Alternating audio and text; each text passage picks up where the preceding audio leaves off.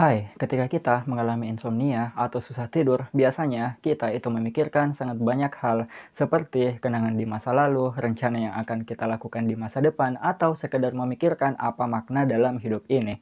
Ada banyak pertanyaan yang sering muncul di pikiran kita seperti apakah mungkin kita berada di dunia ini tanpa tujuan sama sekali, dan seluruh kehidupan yang ada di bumi ini tidaklah bermakna.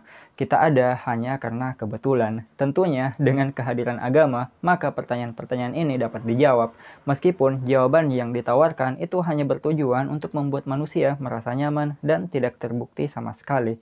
Mungkin saja di masa depan manusia akan mulai meninggalkan agama tradisional, dan manusia akan menghadapi masa di mana mereka menyadari bahwa keberadaannya tanpa tujuan atau tanpa makna apa-apa.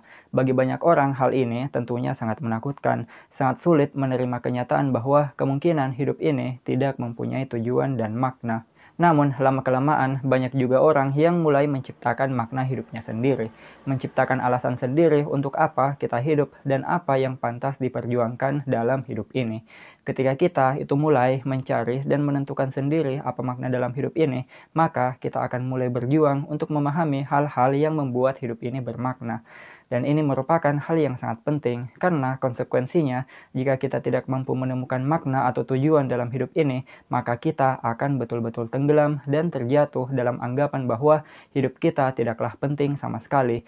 Ketika merasakan hal ini, maka banyak orang yang akan menganggap keberadaannya merupakan hal yang sia-sia. Mereka bangun pagi, makan, pergi bekerja, pulang ke rumah, dan keesokan harinya mereka melakukan aktivitas yang sama dan dalam waktu yang sangat lama. Kondisi ini tentunya dapat menyebabkan depresi dan rasa bosan terhadap hidup. Namun, ada juga beberapa orang yang berhasil menemukan makna dalam hidupnya karena mereka memutuskan untuk merawat anak, mempunyai anak, atau berhasil meraih pekerjaan yang mereka anggap sangat penting, dan kegiatan lain yang dapat membuat keberadaan mereka di planet kecil yang tidak penting di alam semesta ini menjadi sedikit bermakna dan lebih mudah untuk dijalani. Sekarang kita akan lebih membahas tentang keindahan dan sisi buruk dari hidup yang tidak bermakna.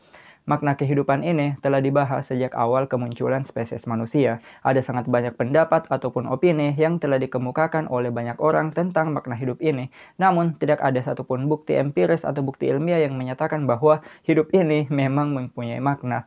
Makna hidup ini cuma dibahas di dalam banyak agama, dan agama memang mempunyai jawaban atas apa makna hidup manusia. Pada agama monoteis, makna hidup ini adalah untuk beribadah dan menyembah kepada Tuhan, melakukan apapun perintah Tuhan sehingga nanti penganutnya akan mendapat imbalan seperti surga. Keberadaan manusia juga semata-mata karena kehendak Tuhan. Filosofer Albert Camus memandang agama sebagai usaha untuk mengatasi masalah ketidaktahuan manusia tentang makna hidup. Agama menyediakan banyak jawaban yang ujungnya menuju kepada sosok supranatural, yaitu Tuhan. Akan tetapi, dengan mengambil jawaban dari agama, kita sebenarnya bersembunyi dari realitas dan masalah eksistensi dengan mengambil penjelasan yang tidak mempunyai bukti sama sekali. Di masa sekarang, khususnya di negara barat, penganut agama tradisional itu telah berkurang jumlahnya setiap tahun, dan ada sangat banyak orang yang menjadi agnostik ataupun ateis. Mereka telah meninggalkan agama sebagai landasan hidupnya. Hal ini tentunya mempunyai dampak positif karena banyak orang yang telah membebaskan diri dari dogma dan mulai melihat dunia dan realitas ini dari sudut pandang yang berbeda. Dan kemudian mereka itu bebas melakukan hal yang betul-betul dapat membuat bahagia, sehingga dapat lebih mudah menikmati hidup. Bagaimana jika keberadaan manusia di dunia ini benar-benar tanpa tujuan dan tidak berarti? Keberadaan manusia tidak lebih dari sekedar kebetulan yang terjadi karena fenomena alam. Lantas, apa yang harus kita lakukan? Well, ini sebenarnya tidaklah buruk, karena terdapat kemungkinan yang tanpa batas. Kita dapat pergi kemana saja, menikmati alam, berteman dengan siapa saja, dan belajar apa saja. Apalagi sekarang kita telah hidup di zaman teknologi, di mana kita itu mempunyai akses ke semua informasi yang ada di dunia ini. Kita bisa belajar dan mengetahui apapun lewat internet. Kita juga dapat berinteraksi dengan siapapun dan dimanapun. Ada sangat banyak pilihan, baik itu pilihan di dunia hiburan dan hobi. Kita bisa membagikan opini dan ilmu yang kita miliki dengan sangat mudah. Di dunia yang tidak mempunyai tujuan dan arti kita itu bebas melakukan apa saja yang kita inginkan. Namun tentunya ada juga sisi gelap dari dunia tanpa arti ini. Dengan menolak agama dan kemudian berkesimpulan bahwa hidup ini tidak mempunyai arti, dapat membuat seseorang sulit menjalani hidupnya dengan berpegang pada kesimpulan ini. Jika membicarakan tentang makna, maka akan ada dua sudut pandang, yaitu makna dalam sudut pandang kosmik dan makna dalam sudut pandang manusia yang ada di bumi. Dalam sudut pandang kosmik, kehidupan di bumi ini, jika dibandingkan dengan luasnya alam semesta, maka hidup tidak ada artinya sama sekali, dan merupakan hal konyol atau absurd jika kita berusaha mencari makna dalam sudut pandang kosmik ini. Beda halnya dengan makna hidup dalam sudut pandang manusia di bumi. Makna dalam hal ini itu berfokus pada hubungan manusia dengan lingkungan sekitarnya, termasuk hubungan antar sesama manusia, atau simpelnya makna hidup secara personal. Jika kita mengabaikan makna hidup dalam sudut pandang kosmik, maka fokus utama kita akan tertuju pada makna hidup secara personal, sehingga kita bebas menentukan hal apa yang bermakna dan hal apa yang tidak. Hal ini juga sebenarnya berdampak negatif karena kita secara tidak sadar membuat pembatas antara hal yang bermakna dan hal yang tidak bermakna. Konsekuensinya, banyak orang yang beresiko gagal mencapai hidup yang bermakna. Jika ini terjadi, kita akan merasa keberadaan kita tidak penting dan mungkin memutuskan untuk mengakhirinya. Contoh sederhana, hal yang dianggap bermakna oleh kebanyakan orang adalah menikah dan mempunyai anak. Namun, dalam masyarakat modern seperti di Jepang, hal ini bisa menjadi hal yang sulit dilakukan oleh kebanyakan orang. Karena peran keluarga dalam masyarakat itu telah banyak berubah. Banyak orang yang lebih memilih tidak menikah dan tidak mempunyai anak, sehingga populasi masyarakat itu dapat menurun secara drastis.